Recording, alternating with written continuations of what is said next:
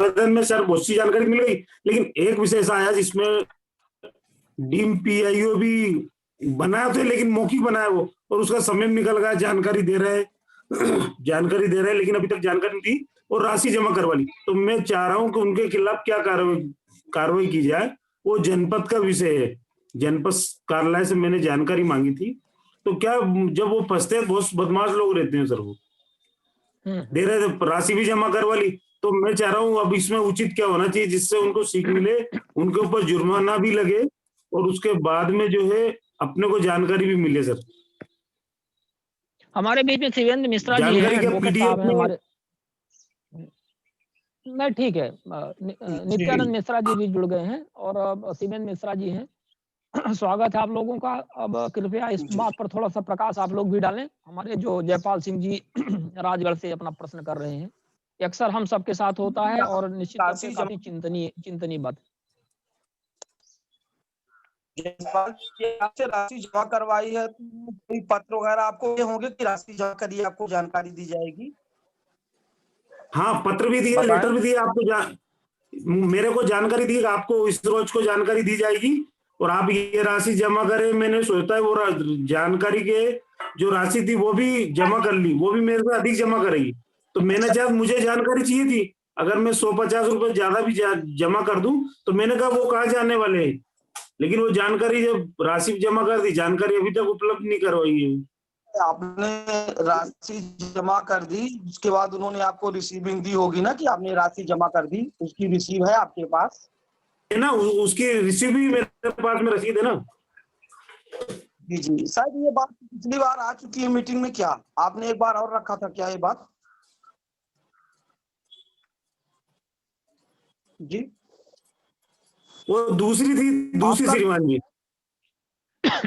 जी देखिए, ये वाला आप नहीं था, ऐसा करें, सबसे मिश्रा जी मैं राशि जमा करवा ली है, आपसे राशि जमा करवा ली गई है, आपको जानकारी नहीं दी गई है, तो इसमें आपको जो लेटर आया था उस लेटर की कॉपी और जो राशि जमा किए हैं उसकी रिसीप्ट, ये लगा के आप धारा 18 की शिकायत करें राज्य सूचना आयोग में कि हमने इस दिनांक को यहाँ पे लगाया था या जानकारी के लिए, परंतु इन्होंने जानकारी हमको नहीं दी राशि जमा करवाने के बावजूद भी, और उसकी द्वितीय अपील भी करें राज्य सूचना आयोग में, उसकी द्वितीय अपील करें और धारा 18 की शिकायत करें इनके खिलाफ। हमारी बात सुन पा रहे हैं आप? मैं सुन पा रहा हूँ। बगैर प्रथम अपील की द्वितीय अपील कर सकते हैं क्या डायरेक्ट? बिल्कुल, प्रथम अपील आपने की है, द्वितीय अपील कर सकते हैं, क्यों नहीं? कितने दिन हो गए? नहीं, प्रथम अपील नहीं की है। अच्छा, भाई साहब, मैंने प्रथम अपील नहीं की अभी, मतलब सॉरी, प्रथम अपील आपने नहीं किया है? नहीं, धारा 18 की शिकायत कर दीजिए, धारा 18 में शिकायत कर दीजिए। जी जी जी, धारा 18 में आप शिकायत कर दीजिए। यदि अच्छा, लोक सूचना अधिकारी ने पैसे जमा करवा लिए हैं और आपको जानकारी नहीं दी, तो आप इसकी हाँ, वो बोल रहे देना। जी देखिए, मैं इसमें कुछ बातें जोड़ना चाहूंगा। मिश्रा जी ने सही बातें आपको बताई हैं, लेकिन मेरा ये कहना है कि आरटीआई एक्ट के तहत अगर किसी ने आपको निर्धारित 30 दिनों के अंदर जानकारी उपलब्ध नहीं कराई है, तो this amounts to deemed refusal. ये माना जाएगा कि उन्होंने जानकारी नहीं उपलब्ध कराई या उन्होंने जानकारी देने से इनकार कर दिया है। इसलिए इसकी आप प्रथम अपील भी कर सकते हैं इस आधार पे कि इन्होंने जानकारी नहीं दी, और ये जानकारी न देना ये माना जाएगा कि इन्होंने जानकारी देने से इनकार कर दिया है। तो उसकी आप प्रथम अपील भी कर सकते हैं, द्वितीय अपील भी उसके बाद करिए, लेकिन सबसे पहले आप उसकी धारा 18 के तहत शिकायत कर दीजिए कि हमसे इन्होंने पैसा जमा करा लिया और पैसा जमा कराने के उपरांत भी मुझे किसी भी प्रकार की कोई जानकारी उपलब्ध नहीं कराई गई है। तो आप धारा 18 की इसकी शिकायत कर दें। जी, धारा 18 की शिकायत भी कर दूंगा, लेकिन वो प्रथम अपील का समय निकल गया तो उसकी भी अपील कर सकते हैं क्या अपन? देखिए, क्या है कि आरटीआई एक्ट जो है ये कोई ऐसा एक्ट नहीं है कि जिसमें बिल्कुल स्ट्रेट फॉरवर्ड और बड़ा कड़ा लिमिटेशन कानून चलता है। इस पे तो लिबरल अप्रोच रहता है ऑलवेज सूचना आयोग का कि अगर महीने 2 महीने डिले भी है तो कोर्ट कभी भी इसको डिले के आधार पर अपील को खारिज नहीं करती। इसलिए आप डिले को इग्नोर करिए और उसकी फर्स्ट अपील कर दीजिए, और फर्स्ट अपील के बाद आप सेकंड अपील कर दीजिए, जी भाईजान। है ना? और कोई इसमें आप परेशान होने वाली बात नहीं।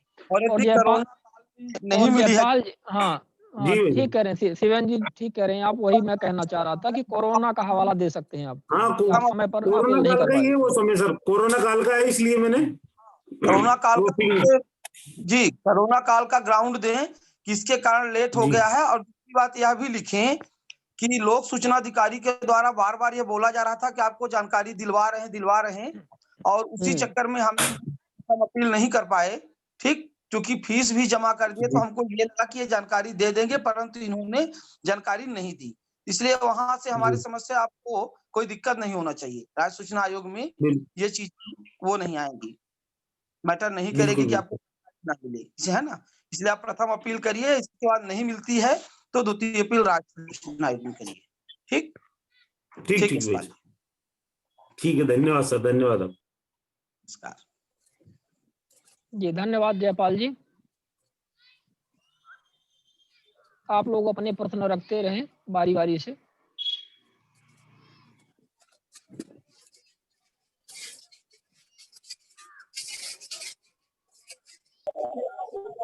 सर, प्रथम अपील करने का ज्यादा से ज्यादा समय कितना हो सकता है?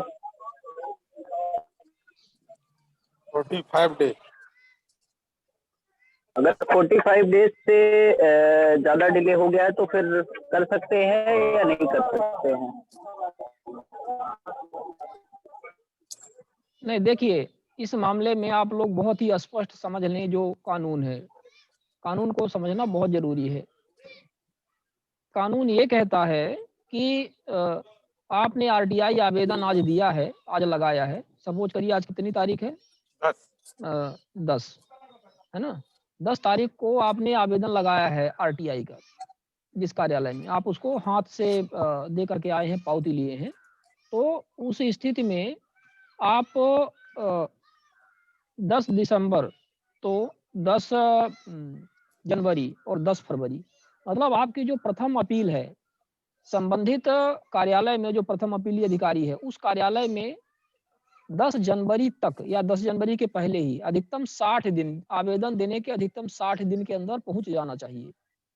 और यदि इस बीच आपका कोई पत्र वहां से प्राप्त हुआ है, वो कह रहे हैं कि हम जानकारी व्यवस्थित कर रहे हैं या टाइम लगेगा, आपको जानकारी दे दी जाएगी, अथवा जो भी इस तरह से यदि आपको पत्र प्राप्त हुआ है, तो उस पत्र के अगले और आप उससे संतुष्ट नहीं लग रहे हैं, यदि आपको लगता है कि मतलब ये हमें घुमा रहे हैं या इस तरह से दिग्भ्रमित कर रहे हैं, उस स्थिति में उस पत्र प्राप्ति की आपको जिस दिन से प्राप्त हुआ, उसके 30 दिन के भीतर आपका जो प्रथम अपील है, संबंधित प्रथम अपीली अधिकारी के कार्यालय में पहुंच जानी चाहिए। अमूमन हम सब ये करते हैं और ये कहते भी हैं कि यदि आप संतुष्ट नहीं हैं और 30 दिन में आपको जानकारी नहीं मिली है, तो ठीक जैसे ही 30 दिन पूरा हो जाए, तो अगले 1 हफ्ते के अंदर, आप ज़्यादा इंतजार मत करिए, 1 हफ्ते के अंदर आप प्रथम अपील कर दीजिए। क्योंकि यदि सामने वाले को जानकारी देना होता तो 30 दिन का बहुत समय रहता है, वो आपको जानकारी दे देता। और चूंकि उसकी जानकारी देने की मंशा नहीं है, इसलिए आपको अपील में जाना ही पड़ेगा। और आप देख रहे हैं कि प्रथम अपीली अधिकारी के पास कोई पावर नहीं रहती है, मात्र आवेदन को इधर से उधर करना होता है, औपचारिकता पूरी करनी होती है। सिर्फ सारे मामले जाकर के सूचना आयोग में निर्धारित होते हैं, चाहे वो केंद्रीय सूचना आयोग है या स्टेट इंफॉर्मेशन कमीशन हो। तो कुल मिलाकर के ये देखा गया है कि आरटीआई का जो पीआईओ का काम है, वो सूचना आयुक्त कर रहे हैं। कई बार ये बातें आ गई हैं। तो इस धारणा को मानते हुए, ये मान्य है हमारे भारतीय सिस्टम में, और इसको दिमाग में अच्छी तरह से बैठाते हुए आप अपील का जो समय सीमा है, जैसे ही पूरा हो जाए, पहला आवेदन आपने लगाया, 30 दिन का समय व्यतीत हो गया, तो अगले 1 हफ्ते के अंदर आप प्रथम अपील कर दीजिए। प्रथम अपील जिस दिन आपने किया और उसके अधिकतम 45 दिन, प्रथम अपील के अधिकतम 45 दिन तक आप इंतजार कर सकते हैं उस दिनांक से। और जैसे ही 45 दिन पूरा हो जाए, तो आप 46वें दिन उसकी द्वितीय अपील कर दीजिए। जितना जल्दी आप अपील करेंगे, उतना जल्दी वो उस संबंधित कार्यालय में पहुंच जाएगा, फिर उतना ही जल्दी आपका नंबर लग जाएगा। बाकी आप डिले करेंगे, यदि 90 दिन का इसमें इंतजार करते हैं द्वितीय अपील के लिए, या 60वें दिन का यहाँ पे इंतजार करते हैं प्रथम अपील के लिए, तो वो फिर वही बात हो जाएगी कि आपका ऑलरेडी 9-3 कितना हो गया, 9-6-15, 3 महीने वो, 2 महीना वो, 6 महीने तो आपका ऐसे ही गुजर गया। तो ये सब टाइम गुजारने की बात होती है। तो जल्दी-जल्दी आदमी को अपील करना चाहिए, और सारे मतलब आपके मैटर संबंधित सूचना आयोग में पहुंच जाए, आप भी फुर्सत हो जाए कि भैया जब भी हमारा नंबर आएगा तो आएगा, अब हम इससे फुर्सत हो गए। क्योंकि ये याद रखना भी एक कॉम्प्लिकेशन होता है ना, कि हम इतने सारे आवेदन लगाते रहते हैं, हमें याद रहे कि कौन सा आवेदन कहाँ पे लगाया था और कब अपील करनी है। तो ये जरूरी रहता है कि इसके बारे में आप लोग सतर्क रहा करें। विशेष परिस्थितियों में, जैसा कि नित्यानंद जी ने कहा, शिवेन जी ने कहा कि विशेष परिस्थितियों में यदि आपको ऐसा लगता है कि आप नहीं पहुंच पाए, घर में कोई कार्यक्रम आ गया अथवा कोई विशेष परिस्थितियां निर्मित हो गई, कोई घटना दुर्घटना घटित हो गई, मेडिकल कंडीशन से निर्मित हो गई, उस स्थिति में आप अपना उस पुख्ता प्रमाण के साथ में आप कह सकते हैं, संबंधित प्रथम अपीलीय अधिकारी को भी लिख सकते हैं और द्वितीय अपीलीय अधिकारी यानी कि सूचना आयोग को भी आप लिख सकते हैं कि अमुक कारण की वजह से मैं समय पर अपील नहीं कर पाया हूं, इसके लिए क्षमा प्रार्थी हूं, कृपया मेरी अपील स्वीकार की जाए। बस हो गया, इतनी सी बात रहती है। सर ये चीज धारा 18 में भी लागू होती है या इसमें होता है? बस नहीं नहीं, धारा 18 में ऐसा कोई समय सीमा नहीं रहती है धारा 18 की। धारा 18, लेकिन धारा 18 देखिए, जब आप अपील ही नहीं करेंगे और आपने प्रथम आवेदन आज 10 दिसंबर को किया है और आपने प्रथम अपील नहीं की, द्वितीय अपील नहीं की और ऑलरेडी 4 महीने का समय व्यतीत हो गया और फिर आप धारा 18 की शिकायत करेंगे तो क्या उचित है? धारा 18 की शिकायत समय सीमा पर होनी चाहिए। धारा 18 क्या वजह होती है? वो वजह धारा 18 में पहले आप जाकर के देख लीजिए। धारा 18 की शक्तियाँ क्या होती हैं आयोग की और उसमें क्या कारण होते हैं, तो उसमें सब देखेंगे कि आपको भ्रमित किया गया, गलत जवाब दिया गया, गुमराह किया गया, फलाना-ढिकाना, ये सारी चीज़ें उसमें होती हैं।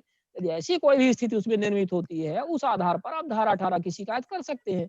लेकिन धारा 18 की शिकायत ना तो आप प्रथम अपील को बाईपास कर सकते हैं और ना ही द्वितीय अपील को, मतलब धारा 18 की शिकायत ऐसा नहीं। आप अपीली प्रक्रिया का बिल्कुल पालन करें कि आपने धारा 18 की शिकायत कर दी और आपको लगता है कि अब हम अपील नहीं करेंगे, तो ये गलत बात है। धारा 18 की शिकायत मान लीजिए आज हमने 10 दिसंबर को आवेदन लगाया, आज से 5 दिन बाद मुझे पीआईओ ने जवाब दे दिया। उसने कहा कि ये जानकारी हमसे संबंधित नहीं है या ऐसा है वैसा है, आप 5 रुपए प्रति पेज के हिसाब से लाओ या कुछ ऐसी चीजें कह दी, हमारा आवेदन स्वीकार नहीं किया, बोला ये आवेदन हम स्वीकार नहीं करेंगे, हम पीआईओ इसके नहीं है, वो फलाना पीआईओ है, आप वहां पे ले जा करके दो।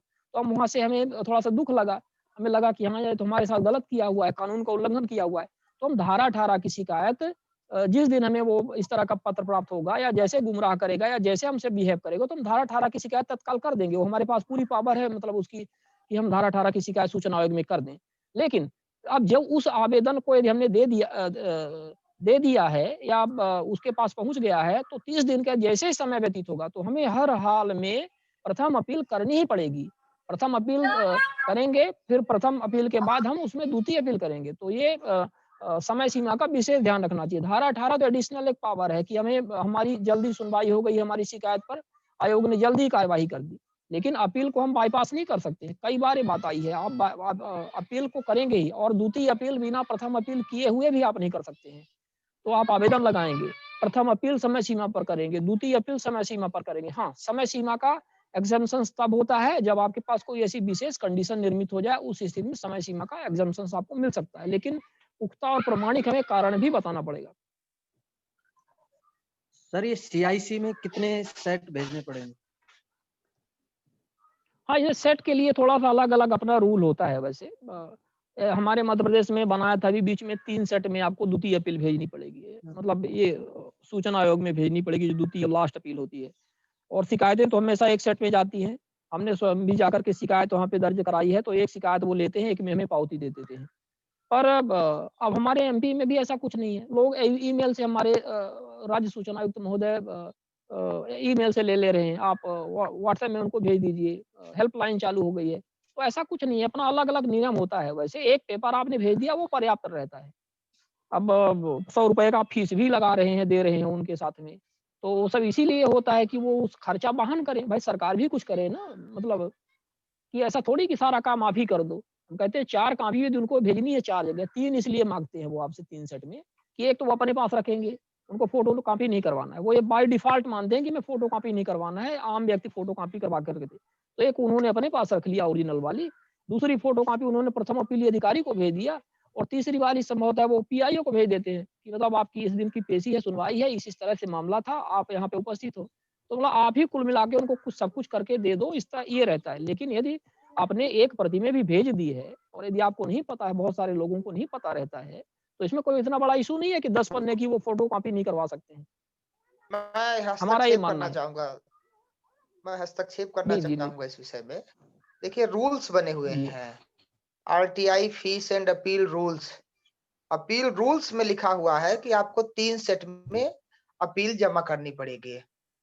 जो रूल्स में है उसको आपको फॉलो करना पड़ेगा। अब ये संबंधित सूचना आयुक्त का एक डिस्क्रिशनरी पावर है कि वो उसको ढीला कर दें या कि उस पे स्ट्रिक्ट रहे। बाकी रूल्स में ये है कि आपको 3 सेट्स में अपील सबमिट करनी पड़ेगी। यही सेंट्रल इंफॉर्मेशन अच्छा, ये कमीशन के भी ये रूल्स में है। मतलब ये एमपी का तो था, लेकिन क्या है अपना सेंट्रल इंफॉर्मेशन सेंट्रल कमीशन का भी सेंट्रल में फीस और भी अपील में ही है? हाँ, नहीं वहां पे भी सेंट्रल गवर्नमेंट का अपील एंड फीस रूल्स बने हुए हैं। यद्यप सेंट्रल गवर्नमेंट में फर्स्ट अपील और सेकंड अपील की फीस नहीं लगती, वहां पे सिर्फ आपको एक बार आवेदन हाँ। देना है, इसके बाद हाँ, फर्स्ट सेंट्रल में अपील और तो फीस नहीं लगती है। कोई फीस नहीं देनी पड़ती। हर राज्य का अलग अलग है, कुछ राज्यों में 50 रुपए है, कुछ में 100 है, तो हर राज्य का अलग अलग उसमें नियम बना हुआ है। लेकिन वो देना 3 सेट पे ही चाहिए, 3 सेट में भेजने का नियम है। बिल्कुल, सही आपने कहा है नित्यानंद जी, और अपन भी वही कह रहे थे कि ये हर राज्य का अपना अलग-अलग होता है, और कोई इसमें एक बहुत लोग स्ट्रिक्टली, जैसे हमने बताया अपना उदाहरण दिया एमपी का, तो एमपी में आप देख रहे हो कि हम लोगों को तो सिर्फ ईमेल में ही भेजना पड़ता है, इतने में ही एक्सेप्ट हो जाता है।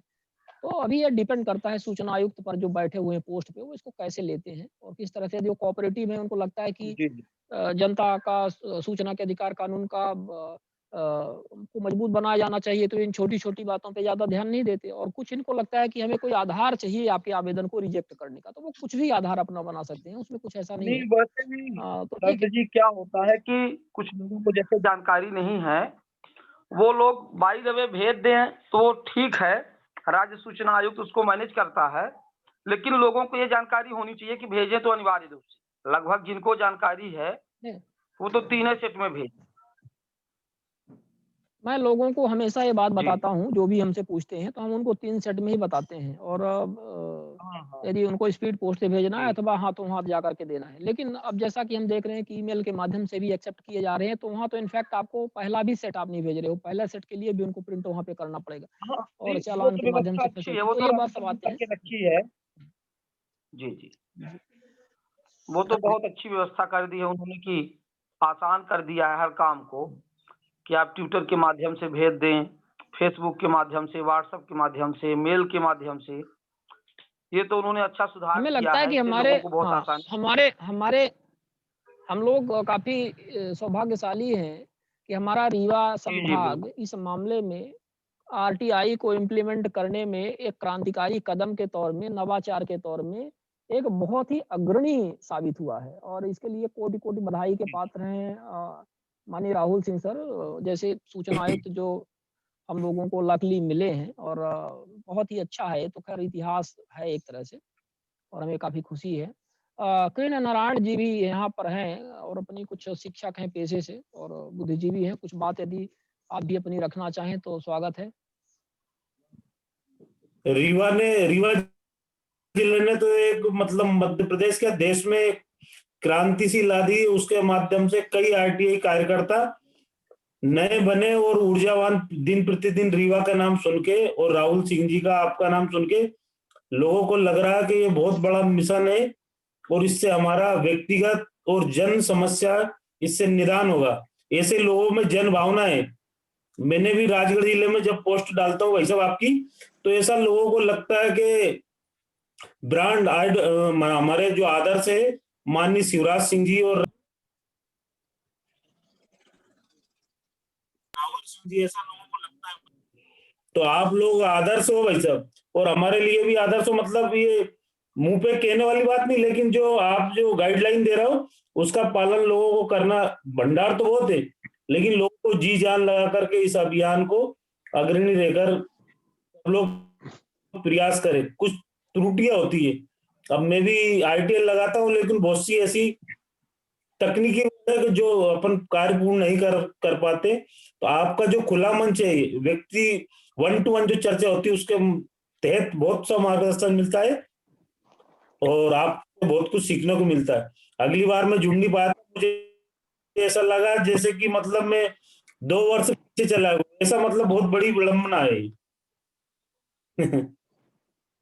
जी भाई बिल्कुल साहब। जयपाल सिंह जी, हम लोगों को भी आपसे ज़्यादा प्रसन्नता होती है कि आप लोग इस तरह से एक्टिव हैं और हम लोगों से जुड़े हुए हैं, निरंतर लोगों को जोड़ रहे हैं और ये जो सूचना के अधिकार और सामाजिक सरोकार की जो बातें हैं, ज़रूरी नहीं है कि वो सूचना के अधिकार से ही जुड़ी हुई हो। सूचना का अधिकार एक कानून है, वो हम लोग काम उसमें कर रहे हैं, उसका एक आधार है। लेकिन जब हम बात करते हैं समाज की, देश की बात करते हैं, तो इसमें बहुत सारी बातें आ जाती हैं, बहुत सारे कानून हैं, पूरा संविधान ही है, पूरा समाज है, जिसको लेकर के, जिन बातों को लेकर के हम लोगों को हमेशा ही पॉजिटिव डायरेक्शन में चलते जाना है, बढ़ते जाना है और जो भी ये सब समस्याएँ हैं, हमारे सामने जो चैलेंजेज़ आए हुए हैं, हमारे पूर्वजों के समक्ष भी चैलेंजेज़ आए थे, तो उन्होंने उसको अपने हिसाब से समयानुसार देश, काल, वातावरण के हिसाब से उन्होंने डील किया, टैकल किया। अब हमारे सामने जो समस्याएँ हैं, उस देश काल वातावरण के हिसाब से हम उसको टैकल कर रहे हैं, डील कर रहे हैं और यही जो प्रक्रियाएँ हैं, ये आगे की तरफ चलती रहें और यही जो विरासत है, हम सब एक-दूसरे को आगे की तरफ बढ़ाते रहें, यही आवश्यक है और हमें प्रसन्नता है कि आप लोग जैसे सब अच्छे लोग हम सब से जुड़े हुए हैं और हम एक-दूसरे से अपनी-अपनी बातें शेयर करते हैं और इस तरह से काम कर रहे हैं मिल-जुल कर। बिल्कुल, हम इसका एक डाटाबेस भी तैयार कर रहे हैं, हमारे बीच में कुछ हमारे नित्यानंद जी भी जुड़े हुए हैं, एडवोकेट साहब, वकील साहब, आरटीआई एक्टिविस्ट शिवेंद्र मिश्रा जी हैं हमारे अधिवक्ता और हम लोगों ने चर्चा किया है कि जितने भी हमारे इस तरह से आप जुड़े हुए लोग हैं, पूरे देश में, उनका सबका एक जी डेटाबेस इस तरह से तैयार किया जाएगा, उनके कॉन्टैक्ट्स हमने एक मैसेज भी आप लोगों को किया था, आपने देखा होगा ग्रुप में कि आप अपना नाम, पता और कार्य इस तरह से ब्यौरा दीजिए। हम एक रजिस्टर्ड मेंटेन कर रहे हैं मैनुअली। क्या है कि सब ये इलेक्ट्रॉनिक फॉर्म में जो सारी चीज़ें रहती हैं, ये कभी कैसे डिलीट हो जाएँ, कहाँ चली जाएँ, सब कॉन्टेक्स्ट चला जाए। तो बेहतर होता है कि एक उसको मैनुअल फॉर्म में भी तैयार करना आवश्यक रहता है। तो उसी जी के जी। तहत हम इसको जी तैयार भाई साहब। करवा रहे हैं और तैयार करवा करके जब भी कभी जैसे आवश्यकता पड़े तो हम एक-दूसरे के संपर्क में आएँगे और इसी तरह से मिल कर के कार्य हम लोग करते रहेंगे निश्चित तौर पर। और एक बात जी और भाई भी साहब, हम एक आप निवेदन लोगों और को था जैसे भाई साहब। हाँ, जी, मतलब जैसे सूचना का अधिकार जो पुस्तक है सर, मैं 2006 से पढ़ रहा हूँ और 2007 से आईटीआई लगा रहा हूँ। लेकिन उसमें पुस्तक के माध्यम से भाई साहब वो जो जानकारी नहीं मिल पाई, जो अपने आपके माध्यम से मिल पाई। मैंने कई जो एडवोकेट है उनसे भी राय ली कि श्रीमान ये को, तो जो पुस्तक की लैंग्वेज है वो नहीं समझ पाए सर अभी तक। तो जो यहाँ से मिला सर, मैं ये चाहता हूँ कि आवेदन है वो तो हम सीख गए, प्रथम अपील भी सीख गए, लेकिन कुछ जो बारीकियां है, जैसे भाई साहब अपने एडवोकेट है, आपने बताया भी, तो कैसे ऐसे बिंदु या एक ऐसी पुस्तक पब्लिश की जाए, या फिर ऐसे अपने लोगों को आवेदन आवेदन तो ही सही, लेकिन प्रथम अपील उसके बारे में कैसी, द्वितीय और ऐसा भी कुछ अगर जानकारी हो या पुस्तक पब्लिश हो, उससे बहुत अच्छा रहेगा सर। मेरा ये निवेदन है, क्योंकि उसको सीखने के लिए बहुत अच्छा रहेगा श्रीमान जी। उसको उ उसको उसको हम लोग विचार कर रहे थे पैम्फलेट के रूप में बहुत ही सिम्प्लीफाइड वे में इस तरह से बनाना है। देखिए जो आपने बहुत ही सारगर्भिक और एक नैसर्गिक प्रश्न आपने रखा हुआ है यहाँ पर कि बहुत सारे लोगों को आवेदन लगाना, प्रथम अपील करना, द्वितीय अपील करना, शिकायत करना, यही सारी जानकारी नहीं पता रहती है कि कैसे करना है। सबसे पहले तो आरटीआई कानून में यही चीज़ सीखना है। बाकी कौन-सी धारा में कौन-सी जानकारी नहीं दी जाएगी या क्या दी जाएगी, क्या नहीं दी जाएगी, उसकी गूढ़ता, वो तो एक अगले स्टेप के तौर पे आते हैं। तो सबसे पहले जी ज़्यादा से सही। ज़्यादा आरटीआई लगें कैसे और लोग उसकी बेसिक चीज़ों को कैसे समझें। हम लोग एक पैम्फलेट के तौर पे उसको बनाने वाले हैं, बना रहे हैं और उसको ज़्यादा से ज़्यादा सर्कुलेट करेंगे। ये बेसिक चीज़ें हम आप लोगों को बहुत जल्द इसको सुनिश्चित करेंगे कि आप लोगों की ये जानकारी मिले और आप लोग भी इसको आगे बढ़ाइए। एक बात मैं जो कहना चाह रहा था और उसको सर मैं मेरा एक थोड़ा-सा क्वेश्चन था